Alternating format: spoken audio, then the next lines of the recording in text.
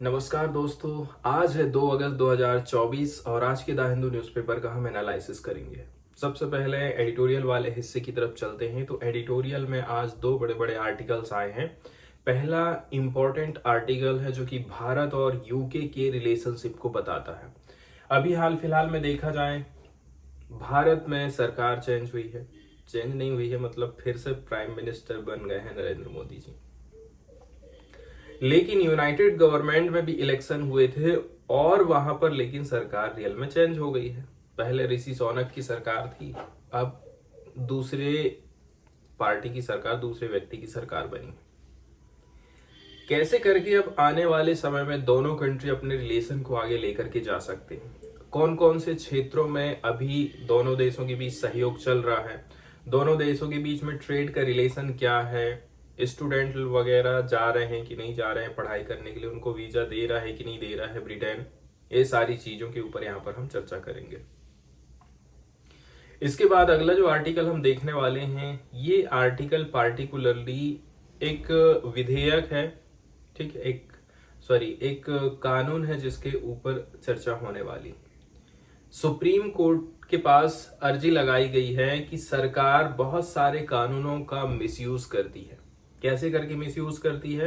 बहुत सारे विधेयक को वो मनी बिल बना करके पास करा देती है। इससे क्या होता है, हमारे यहाँ लोकसभा और राज्यसभा की जो व्यवस्था है ना, इसमें राज्यसभा को एकदम हाशिए में डाल दिया जाता है। ऐसा सरकार क्यों करती है? क्योंकि कोई भी विधेयक यदि वित्त विधेयक बना करके पेश किया जाता है तो उसको खाली लोकसभा में पास कराना है, राज्यसभा में पास कराने की कोई जरूरत नहीं रहती। खाली वो सजेशन दे सकता है, उसको रोक नहीं सकता है। इसलिए सरकार बहुत सारे जो विधेयक है ना, उनको मनी बिल के तौर पर प्रस्तुत कर देती है और पास करा देती है दनादन। एक चीज और है कि भाई किसी ने कोई बिल प्रस्तुत किया है तो वो मनी बिल है कि नहीं है, ये चीज कौन डिसाइड करेगा? लास्ट में स्पीकर डिसाइड करेगा। और स्पीकर किसका आदमी रहता है? सरकार का आदमी रहता है। तो जाहिर सी बात है, इसमें हमेशा सरकार का ही पक्ष लिया जाता है। तो ये सब मुद्दे हैं जिनके ऊपर सुनवाई होने वाली है, तो इस आर्टिकल को भी यहाँ पर हम देखने वाले हैं।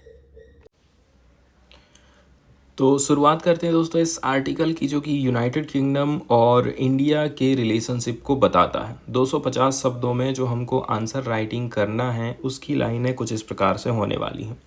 The potential for a deeper UK India economic partnership is vast, but this will require work from both nation. हम चाहते हैं कि भारत और यूके के जो इकोनॉमिक रिलेशन हो वो और भी ज़्यादा डीप हो, तो इसके लिए दोनों तरफ से काम होना ज़रूरी है। दोनों देशों को मिलकर के इसके ऊपर काम करना पड़ेगा।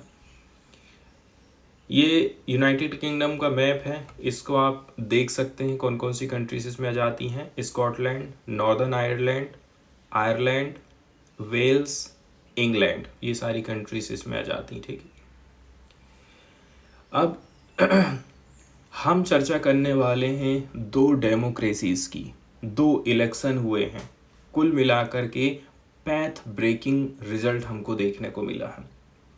जैसे कि प्रधानमंत्री नरेंद्र मोदी बन गए हैं सेकंड लीडर इंडियन हिस्ट्री में जिन्होंने थर्ड टाइम कंटिन्यू पोल जीते हैं या फिर चुनाव जीते हैं लोकसभा के।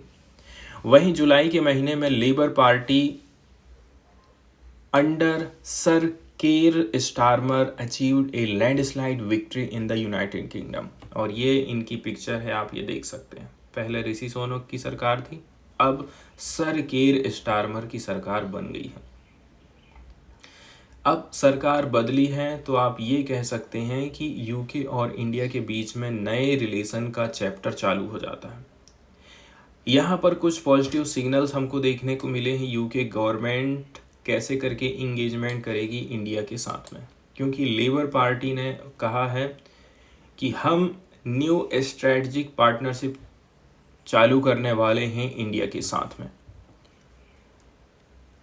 इसके अलावा अब नई सरकार बनी है तो ये चीज़ की भी संभावना बढ़ गई है कि FTA free trade agreement and other जो इश्यूज़ हैं जैसे कि security, technology, climate change, education, इनके ऊपर भी चर्चा हो जाएगी। डेविड लेमी की बात करी जाती है, ठीक है। जैसे ही इन्होंने सब पदभार ग्रहण किया था, ये विजिट की प्लानिंग बना लिया कि इंडिया जाना है हमको। वहीं जो 2030 का रोड मैप है, साथ ही साथ जो बायलेटरल ट्रेड है आज के समय में देखा जाए तो वो ठीक है कितना बिलियन पहुंच चुका है, आप देख सकते हैं कितना बेहतर ट्रेड हो रहा है दोनों कंट्रीज के बीच में। ठीक है, पाउंड में इसको बताया जाता है कि लगभग 39 बिलियन पाउंड 2023 में दोनों देशों ने ट्रेड किया है, employing around 8 lakh people between both countries currently. और कितने सारे लोग जुड़े हुए हैं इससे? 8 लाख लोग जुड़े हुए हैं करेंटली। इसके अलावा हम दोनों देशों की सरकारों को ये बोलते हैं कि वो एग्री करेंगे एक न्यू रोड मैप के ऊपर 2047 का है। ठीक है, कि 2047 तक हमको ये प्राप्त करना है, तो नए रोड मैप हमें तैयार करना है। इससे क्या होगा, दोनों देशों के बीच में जो बेनिफिट है ना, नए नए बेनिफिट अनलॉक होने वाले हैं। इंडिया की ग्लोबल पोजीशन की यदि हम बात करें, जैसे कि हमने G20 प्रेसिडेंसी सक्सेसफुली कंडक्ट कराए थे 2023 में, मून लैंडिंग हम किए हैं, डिजिटल पब्लिक इंफ्रास्ट्रक्चर हमारा बेहतर होते जा रहा है, और आने वाले समय में भारत विश्व की 3rd लार्जेस्ट इकोनॉमी बन जाएगा। इसीलिए अब कोई भी देश जो है भारत के साथ में जुड़ना चाहता है, ट्रेड करना चाहता है। इस एडिटोरियल को लिखने वाले जो राइटर हैं वो एक ऑर्गेनाइजेशन से जुड़े हुए हैं। ठीक है, यूके इंडिया बिजनेस काउंसिल। हम एक मिशन पर चल रहे थे यूके के, एंड यूके की जो कंपनीज हैं वो अच्छी तरह से समझती हैं कि ये एक बेटर एंड अपडेट है how they see the Indian opportunity. आप ये चीज़ बहुत अच्छी तरीके से समझ लीजिए कि आज जो है इंडियन कंपनीज को आप किस तौर पर देखते हैं। आज के समय में भारत केवल मार्केट अकेले के लिए अवेलेबल नहीं है, बल्कि ये आज के समय में स्ट्रेटेजिक पार्टनर बन करके उभर रहा है। जैसे कि हम हमारे देश में यदि रिसर्च एंड डेवलपमेंट का काम करना चाहते हैं, पार्टिकुलरली यहाँ पर ब्रिटेन के राइटर का कहना है स्ट्रेटजिक पार्टनर के तौर पर आज के समय में इंडिया उभर रहा। आप उसको केवल मार्केट के तौर पर नहीं देख सकते हैं। यूके चाहता है कि research and development chain continue रहे, टेक्नोलॉजी चेन बनी रहे, टैलेंट चेन बनी रहे, सप्लाई चेन बनी रहे, तो भारत एक स्ट्रेटजिक पार्टनर के तौर पर उभर सकता है। एंड इस मामले में फ्री ट्रेड एग्रीमेंट एक गेम चेंजर हो सकता है। पार्टनरशिप की यदि हम बात करें, जैसे कि आज के समय में इंडिया क्या कर रहा है, कहाँ पर खड़ा है। इंडिया आज के समय में बेहतर रिटर्न ऑन इन्वेस्टमेंट कर रहा है यदि हम पर डॉलर के हिसाब से बात करें रिसर्च एंड डेवलपमेंट के ऊपर। वर्ल्ड लेवल पर भारत रिसर्च एंड डेवलपमेंट के ऊपर अच्छा खासा खर्चा कर रहा है। इंडियन स्पेस रिसर्च ऑर्गेनाइजेशन ने इस चीज़ को प्राप्त भी कर लिया है, जो अचीवमेंट इसरो अभी तक प्राप्त किया है उस हिसाब से यदि देखा जाए तो। इसके अलावा भारत की बहुत सारी कंपनियां ऐसी हैं जो कि यूनाइटेड किंगडम की कंपनी के साथ में मिलकर के काम करना चाहती हैं, एंड साथ ही साथ हमारी जो वर्ल्ड क्लास यूनिवर्सिटीज़ हैं उनके बीच में भी कोलैबोरेशन हमको देखने को मिल रहा है। हेल्थ पार्टनरशिप की बात करें, दोनों देश जो है काफ़ी लंबे समय से हेल्थ केयर पार्टनरशिप में काम कर रहे हैं। इन्होंने सक्सेसफुली डेवलप किया है लाइफ सेविंग मलेरिया वैक्सीन को, ताकि एड्रेस किया जा सके ग्लोबल चैलेंजेस को। तो क्या हम इन्हेंस कर सकते हैं और भी ज़्यादा यूके के क्लिनिकल ट्रायल्स को इंडिया में? ठीक है, share health care research and support knowledge transfer. और क्या क्या चीज़ की ज़रूरत है? हेल्थ केयर रिसर्च को हम शेयर करें, सपोर्ट नॉलेज ट्रांसफ़र सिस्टम को हम बेहतर बनाएं। वहीं यदि हम बात करें दोनों देशों के बीच में क्लाइमेट पार्टनरशिप की या फिर ट्रेड की यदि हम बात करें, तो यूनाइटेड किंगडम इन्वेस्ट कर रहा है हमारे देश में, ताकि इनोवेटिव जो सस्टेनेबल टेक्नोलॉजी है उसको सपोर्ट मिल सके। British banks provide billion of loan climate financing to India. तो ब्रिटेन के बहुत सारे ऐसे बड़े बड़े बैंक हैं जो कि क्लाइमेट फाइनेंसिंग का काम करते हैं इंडिया के लिए। साथ ही साथ ब्रिटेन की जो यूनिवर्सिटी मेंबर्स हैं वो कोलैबोरेशन करके काम कर रहे हैं इंडियन इंडस्ट्री के साथ में, ताकि डेवलप किया जा सके टैलेंट को इंडिया के लिए, पूरी दुनिया के लिए। एंड जो पार्टनरशिप है इंडियन यूनिवर्सिटीज़ के साथ में हमको देखने को मिल रही है, कैसे? इनोवेटिव ट्रांजैक्शनल एजुकेशनल रूट के माध्यम से। ये सारी चीज़ें काफ़ी हेल्प करती हैं वर्ल्ड क्लास हायर एजुकेशन यदि भारत में स्थापित करना है तो। कुछ की एरियाज़ हैं कैसे करके हम इनमें अलाइनमेंट ला सकते हैं, जैसे कि साइंस एंड इनोवेशन सेक्टर की बात करें तो पिछले साल लैंडमार्क G2G एग्रीमेंट हुआ था, ताकि साइंस एंड इनोवेशन पॉइंट के ऊपर चर्चा किया जा सके। डिफेंस इक्विपमेंट की यदि हम बात करें तो भारत को यूके प्रोवाइड करता है most of India's defence equipment. आज के समय में इसका जो मार्केट शेयर है वो 2.5% है। इंडिया फोकस करता है इंडिजेनियाइजेशन के ऊपर, ठीक है, मतलब भारत में ही बनाओ और बना करके बेचो। Building reliable defense technology supply chain, securing access to critical technology, increasing export, creating domestic manufacturing job। आज के समय में इंडिया का फोकस रह गया है कि भाई अपने देश में ही हम बनाएंगे, बाहर से खरीदेंगे। डिफेंस टेक्नोलॉजी सप्लाई चेन के ऊपर इंडिया रिलाय करता है, ठीक है, क्रिटिकल टेक्नोलॉजी को सिक्योर करना चाहता है। हम हमारे देश में डिफेंस के एक्सपोर्ट को बढ़ावा देना चाहते हैं। साथ ही साथ जो डोमेस्टिक मैन्युफैक्चरिंग जॉब है वो ज़्यादा से ज़्यादा क्रिएट होना चाहिए, ऐसा इंडिया सोचता है। इस मामले में यूनाइटेड किंगडम की जो डिफेंस इंडस्ट्री है काफ़ी सपोर्ट कर सकती है। अभी जो सक्सेसफुल विजिट है to the UK by India's defence minister Rajnath Singh in January 2024 indicate करता है कि भाई जो है जो मोमेंटम है ना वो काफ़ी बढ़ रहा है दोनों देशों के रिलेशन के बीच में। अब जैसे कि हम शिक्षा के क्षेत्र में बात करें कैसे करके दोनों कंट्रीज आगे बढ़ रहे हैं, तो लास्ट ईयर आप देखेंगे 3,50,000 वीज़ा इशू करे गए थे इंडियन नेशनल के लिए, ताकि वो लोग काम कर सकें एजुकेशन के लिए, या फिर एजुकेशन प्राप्त करने के बाद लोग काम भी अपना वहाँ पर चालू कर देते हैं, तो उसके लिए भी वीज़ा जो है प्रोवाइड किया गया था। कैसे करके जो पोटेंशियल है उसको हम अनलॉक कर सकते हैं, तो ब्रिटेन की जो कंपनियां हैं उनका कहना है कि हम भारत में अपना प्रोडक्शन यूनिट लगाएंगे, मैन्युफैक्चरिंग चालू करेंगे। सेकेंड नंबर की बात करें taxation policy and regulatory framework को लेकर के, तो अब यदि बाहर की कंपनी हमारे देश में आ रही है तो भारत सरकार क्या है उससे टैक्स वसूलेगी, उसके ऊपर रेगुलेशन लगाएगी। तो जो टैक्सेशन पॉलिसी है एंड रेगुलेटरी पॉलिसी है इनको आसान बनाना पड़ेगा, चाहे वो इंडिया हो चाहे वो यूनाइटेड किंगडम हो।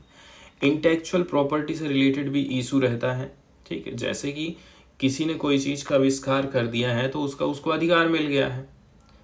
अब ऐसा नहीं है कि दूसरे कोई लोग उस चीज़ को नहीं बना सकते, वो कब तक नहीं बनाएंगे जब तक इंटेलेक्चुअल प्रॉपर्टी राइट में थोड़ी सी ढील नहीं देगा। तो ब्रिटिश इन्वेस्टर काफ़ी उत्सुक हैं, को क्रिएट करना चाहते हैं न्यू इंटेलेक्चुअल प्रॉपर्टी को इंडिया में, इंडियन पार्टनर के साथ में।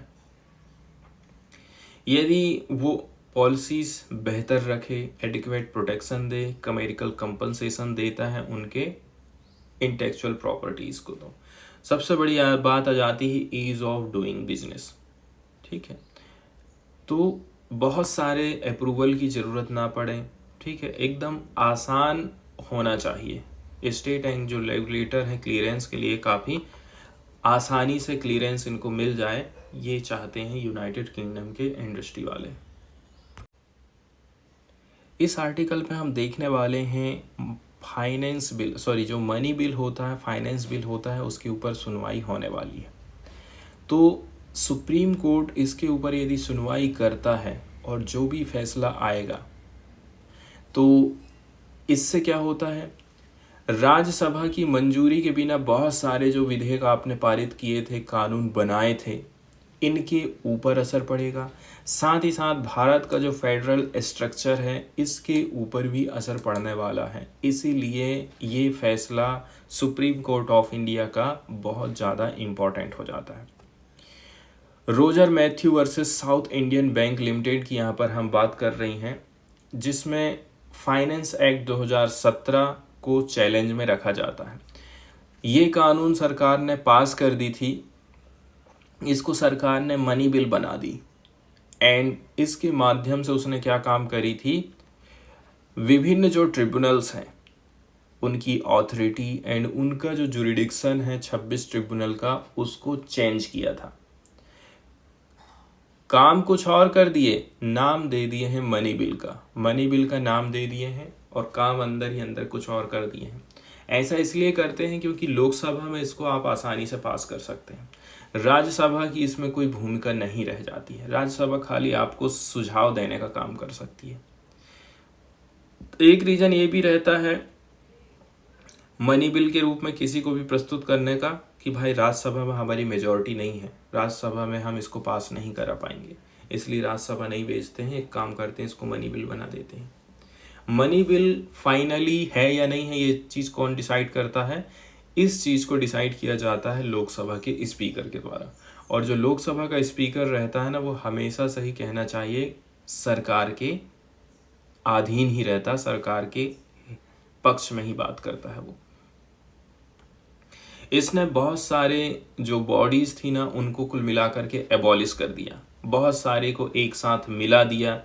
इसके अलावा भाई अपॉइंटमेंट के लिए क्या प्रिस्क्रिप्शन होना चाहिए and imposed various other stipulation including condition of service. काम कुछ और कर रहे हैं, नाम आप मनी बिल का दे रहे हैं, जबकि मनी बिल तो ऐसा नहीं है, मनी बिल तो कुछ और ही बोलता है। मनी बिल केवल मनी से रिलेटेड मुद्दे रहते हैं, जैसे कि जो भारत की संचित निधि है वहाँ से पैसे निकालना है कि खर्चा करना है, या फिर और भी ऐसे बहुत सारे एग्जाम्पल हम आगे चल करके देखेंगे। संविधान में आर्टिकल 109 में यदि हम जाते हैं, इसके माध्यम से बोला जाता है कि जो मनी बिल है, मनी बिल के तौर पर हम किसी भी कानून को पेश कर सकते हैं और इसमें केवल लोकसभा के अप्रूवल की जरूरत पड़ती है। Rajya Sabha make recommendation only the bill but any suggestion from it would not bind the Lok Sabha.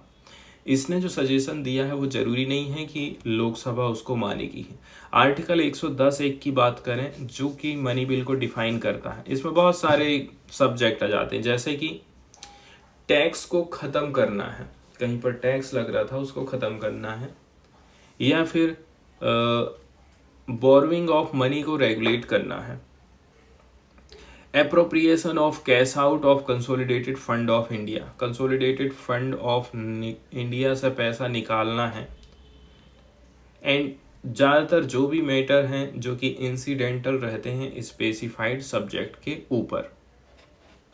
मतलब इसमें जितने भी नियम कानून बताए गए हैं ना, उन कानूनों में से कोई भी एक रीजन होगा तो उसको मनी बिल के तौर पर प्रस्तुत किया जा सकता है। आगे हम चर्चा करते हैं लोकसभा स्पीकर की।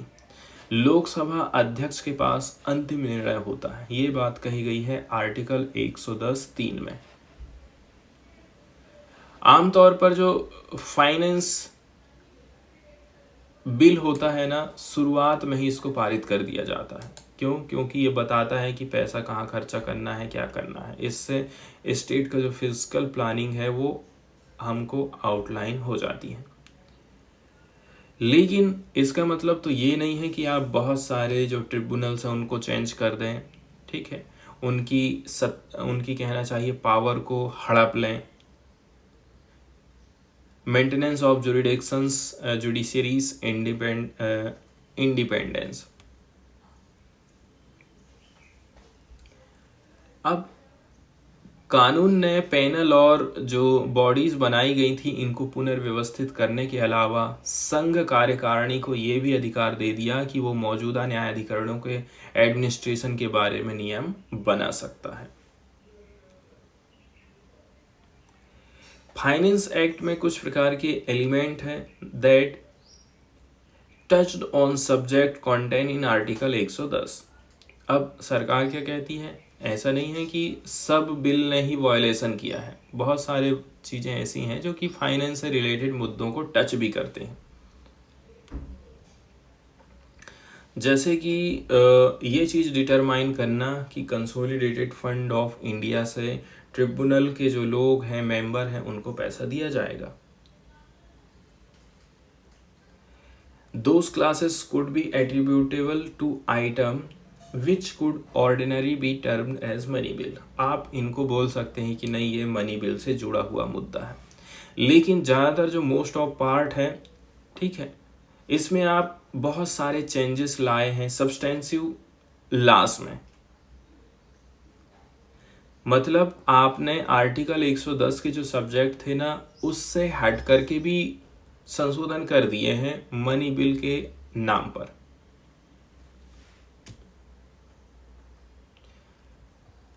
अब इसके पहले जो सुनवाई हुई थी, कहना चाहिए, जैसे कि हम बात करते हैं के.एस. पुट्टास्वामी वर्सेस भारत संघ, ठीक है, 5 जजों की बेंच में बहुमत ने खुद को पहले के उदाहरणों से विवश पाया था।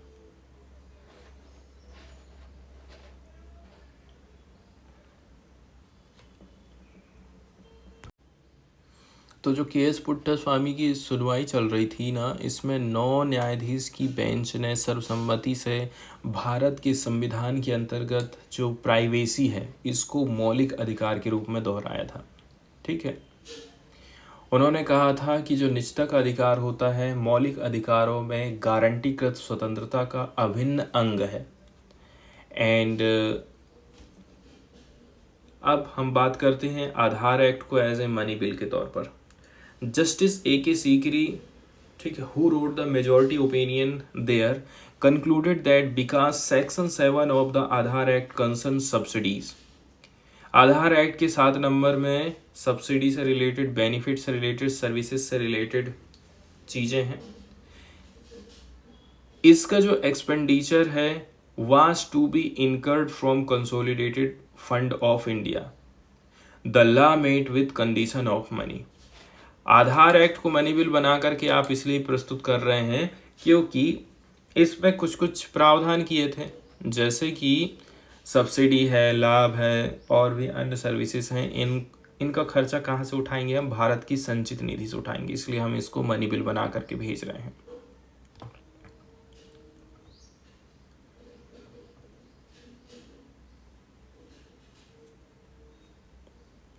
अब अगली बात करते हैं हम PMLA एक्ट, ठीक है।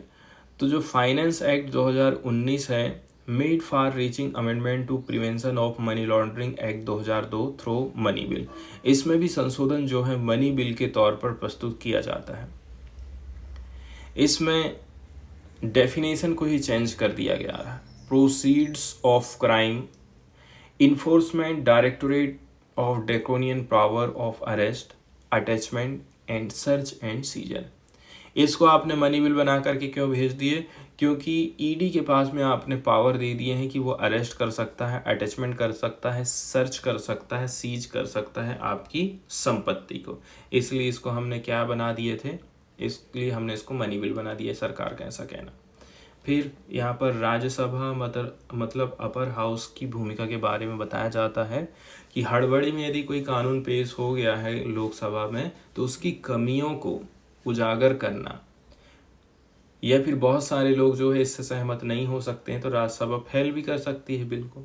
इसलिए तो राज्यसभा की स्थापना करी गई है, नहीं तो राज्यसभा का काम ही क्या रह जाएगा जब पूरा काम ही यहीं से हो जाएगा। तो इसलिए जो अपर हाउस है उसकी भूमिका बहुत महत्वपूर्ण हो जाती है। इसके बाद हम एक न्यूज़ आर्टिकल को देखने वाले हैं जो कि SC ST में भी देखा जाए कोटा के भी भीतर कोटा बनाने की बात यहाँ पर करी जा रही है। इसका मतलब ये है कि भाई जो लोग ज़्यादा पिछड़े हुए हैं उनको एक अलग कैटेगरी में रखा जाएगा SC ST में। कोटा के अंदर कोटा की व्यवस्था को मंजूरी दे दी गई है सुप्रीम कोर्ट ऑफ इंडिया को। SC ST की जो ज़रूरतमंद जातियां हैं इनको अब ज़्यादा फ़ायदा होगा। सुप्रीम कोर्ट का जो फैसला आया है इससे क्या फ़ायदा हो सकता है? तो कोटा के अंदर भी कोटा बनाने की जो सुनवाई है सुप्रीम कोर्ट से अब मिल गई है। राज्य सरकारों के पास ये पावर है कि वे SC/ST के रिजर्वेशन कोटे में सब कैटेगरी बना सकते हैं। इसमें क्या हुआ, सुप्रीम कोर्ट ने 2004 के अपने खुद के फैसले को पलट दिया है। ठीक है, तो इसको यहाँ पर हम थोड़ा सा देखते हैं। कोटा के अंदर कोटा देना सही है।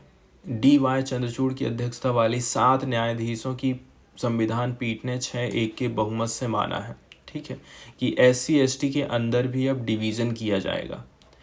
एक सब कैटेगरी को 100% आरक्षण नहीं। एक बात और ये बोली गई है कि भाई सब कैटेगरी का आधार राज्यों द्वारा मात्रात्मक और प्रदर्शन योग्य डाटा द्वारा उचित ठहराया जाना चाहिए। राज्य सरकार को इसका एवोल्यूशन करना पड़ेगा, उनकी खुद की मर्जी नहीं चलेगी। कोई भी सरकार एक ही सब कैटेगरी को 100% आरक्षण नहीं देगी।